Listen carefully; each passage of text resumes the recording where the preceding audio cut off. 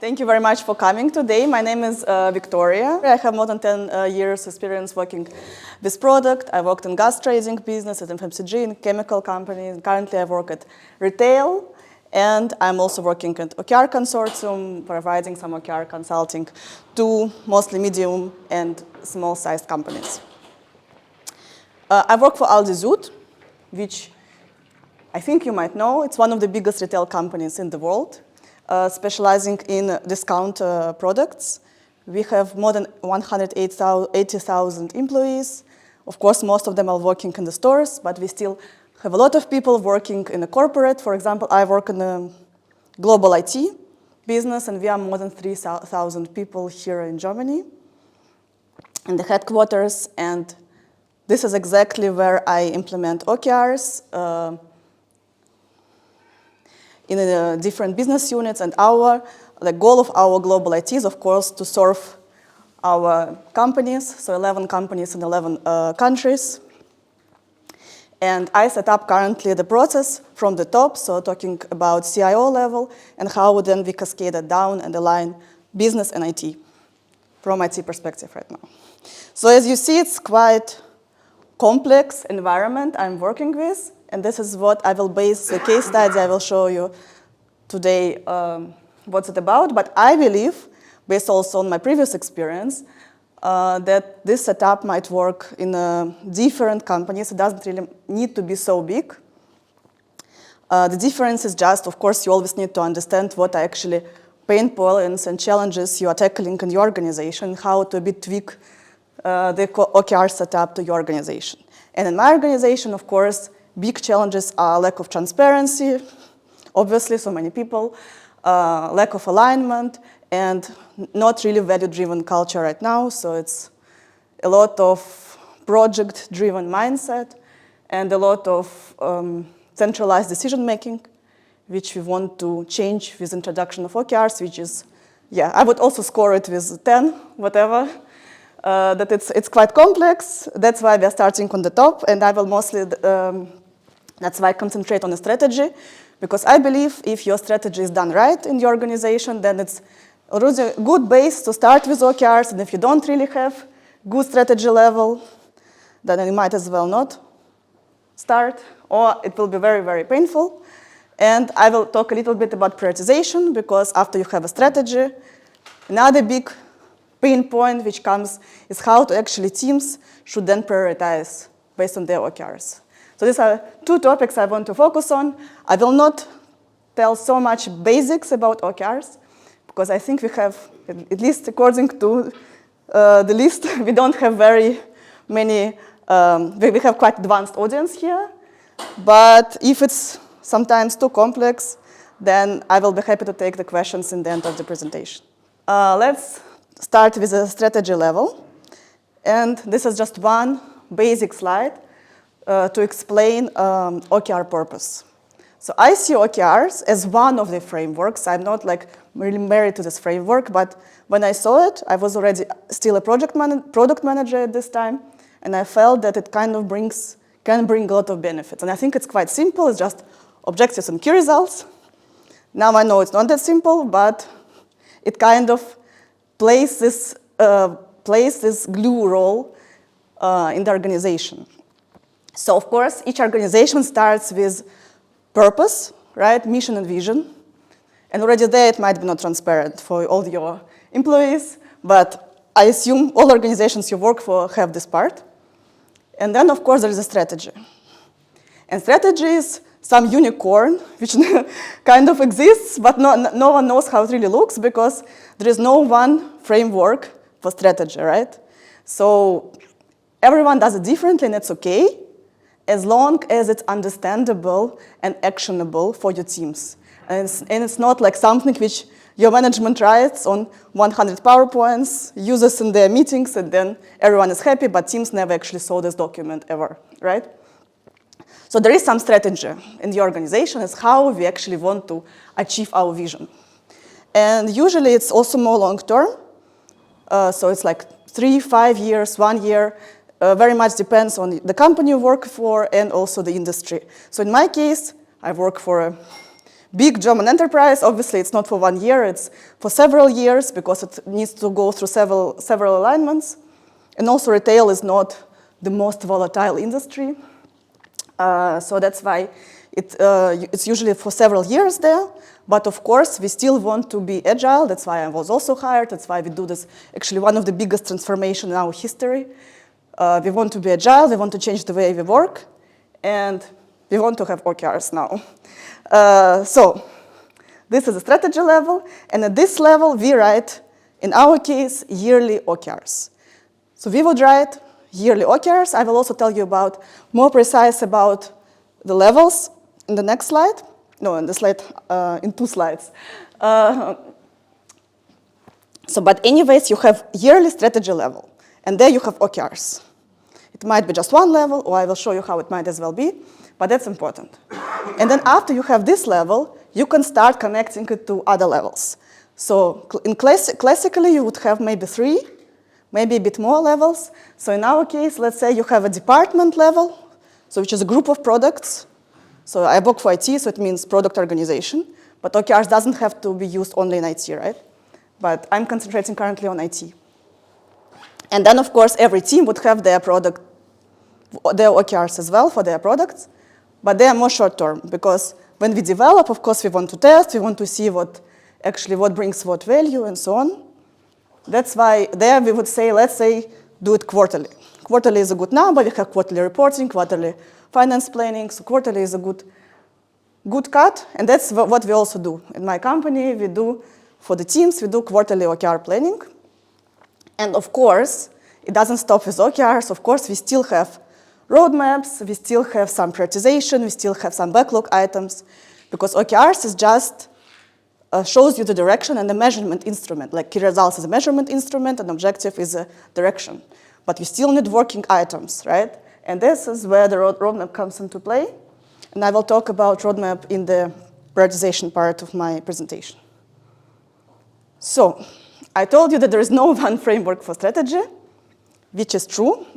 This is a framework I created, but of course I got a lot of inspirations in the internet. And that's what we use for the business unit. So it's approximately more than 1,000 people, one business unit. So in my case, currently, we launch it in buy, so assortment of Aldi. And for this whole area, we have so-called strategy house.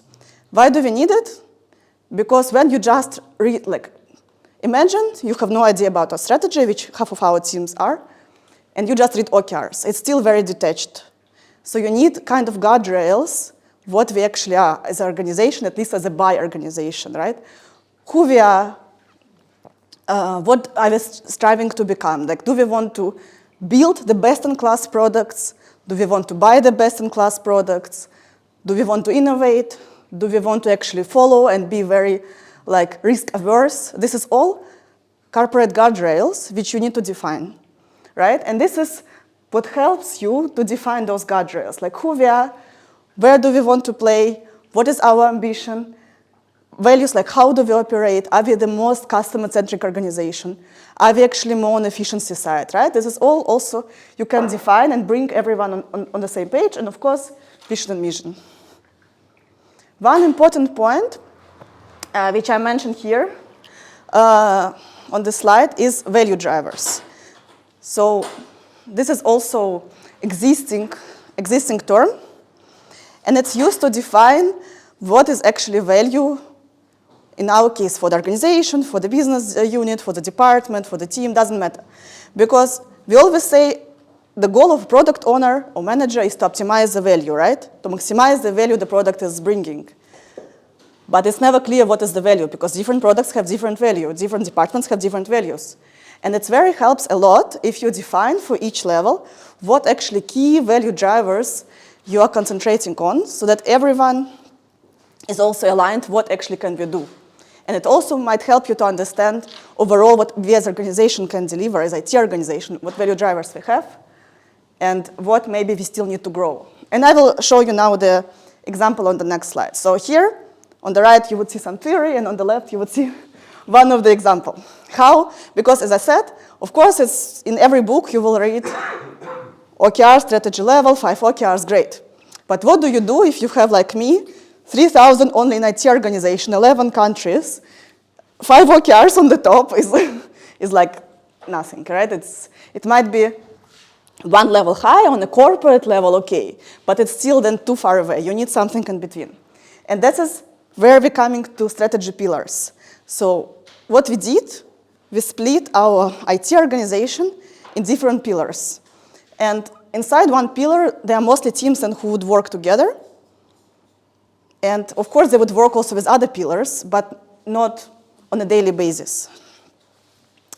And so examples of pillars can be, in our case, like buy, where I currently transform, logistics, data analytics. These are all pillars, pillar areas, which belong to operational excellence. Because at Aldi, operational excellence is very important. Then, of course, we have customer-facing pillars, like e-commerce, which we currently already launched, marketing, and so on. And they would have a little bit different values. And that's why it would help to say, okay, what are our 2-3 pillars?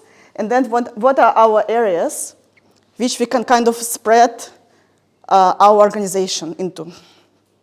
So we have, at Aldi IT, we have around 8. So we have this, we have the pillars. So like groups of, and then we group the pillars, and we have these pillars. And then we have the value drivers. What I told you, each pillar would define what are their value drivers. It might be like approximately 20 value drivers they do. They might be, for each pillar area, a bit different, or some of them can be similar, doesn't matter. So in our example, let's say cost leadership and integrated data reporting is one of the main values which some pillars bring. And it gets still a bit more complex. Value drivers is still quite theoretical term, which you cannot really measure. And of course, like cost leadership might mean a bit different for buying logistics. Like exactly the value they can impact might be a bit different. So you would define some real measurable KPIs for each value driver. And each department then can define several, and then you would connect them and measure. Still, it would be quite high-level KPIs, but that's how you would kind of bring some measurability into this value driver concept. I promise you it's the most complex slide I will show you today. And then the same logic goes into products. So we have some pillars. They define their OKRs yearly, like 1 to 3 OKRs per pillar area. And then you would go into product areas, who then, of course, are connected to one pillar area, and they would define like departments will define also their OKRs and teams as well. And of course, they will also have their value drivers, because you need to understand what value each product is bringing. And also, these value drivers will then guide creation of OKRs. And teams do not have to start from scratch, right? They already know what actually we can impact. And it also helps here, there is a big connection to see, actually, do we have enough teams, right? Do we have enough products? Do we have the right products? Do value drivers on this level and this level are actually mapping? And of course, we also have here KPIs. And what's more important here, we also have KPI trees. Why do we need it? Because, of course, if you just have high-level KPIs, it's not really helpful for the discovery process. So it means that, of course, all these KPIs I talk about, you can still break down and to do real discovery and see where are the issues. But top of the tree is what we connect to the value driver. So yeah, and this is kind of the concept where you see some more long-term things like vision, like value drivers, something which is defined for some years and they don't change regularly. And then you have some OKRs here on the strategy level yearly and on the product level quarterly, which show the focus. And these OKRs and the values are actually aligned because OKRs actually also show the value we can achieve. But it doesn't have to be one-to-one aligned, but there is a connection. So, and now another fun topic is prioritization. So you have all this set up, and then, of course, you need to prioritize. First thing which I get a lot from the stakeholders is like, oh, OKRs are so complex, so you need to write them. It might be too much. But then I always tell them, you don't do OKRs for everything. And it's very, very important to understand. You don't OKRs. You might sometimes even, there might be cases that the team doesn't work on OKRs at all in the quarter. Why? Because there are a lot of other things which are important and sometimes even more. For example, operations. So if this team, the tool, the product is not running, doesn't matter how much valuable it is, no one can see it. So operations are always important, and you as a product owner should be able somehow to estimate in the next quarter how much time you need for these operations. And this is what you would book, and you understand, okay, I have now so much capacity already booked for operations, how much I have left. Then you might still need some capacity for some small ideas, for some small change requests or something, which you don't want to define in your OKRs, because OKRs you have just 3, and you may be not able to predict everything which comes in the next quarter, right? So this you can also book some capacity for. And then, of course, you still have a lot of other things. You have trainings, you have team meetings, you have planning cycles, whatever. So a lot of managed activities, other activities for which your teams also use their time. And only the rest part is where you can improve and where you can actually execute your strategy. And the strategy execution part is where OKRs come into play, and for this you define OKRs.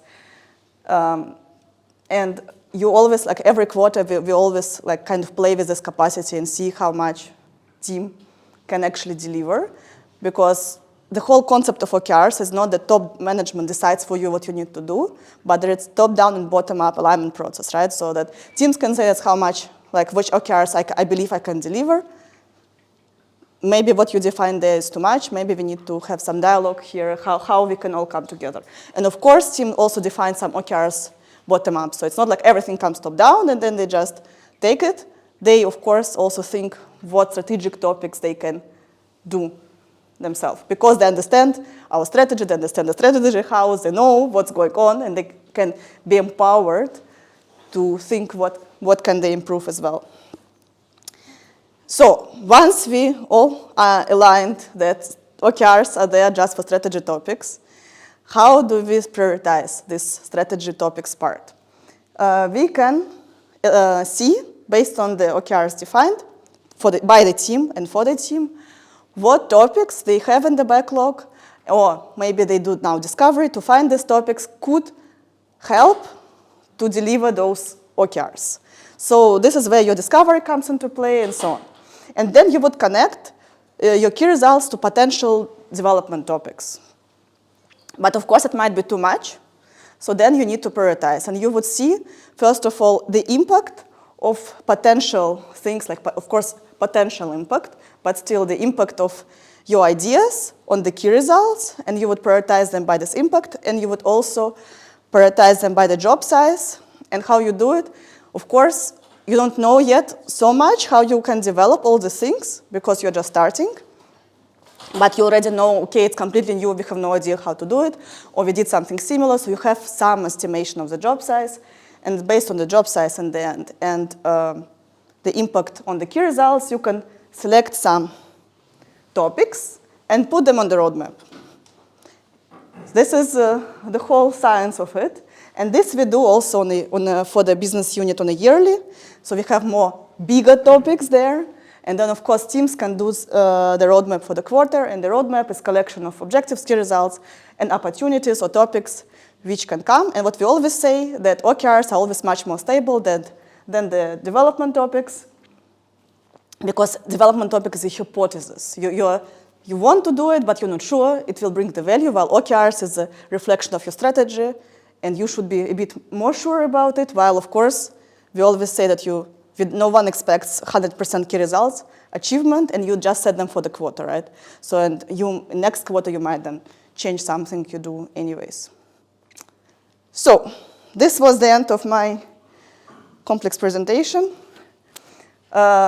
I hope you saw now that OKRs can be used a lot, and they can bring a lot of things together.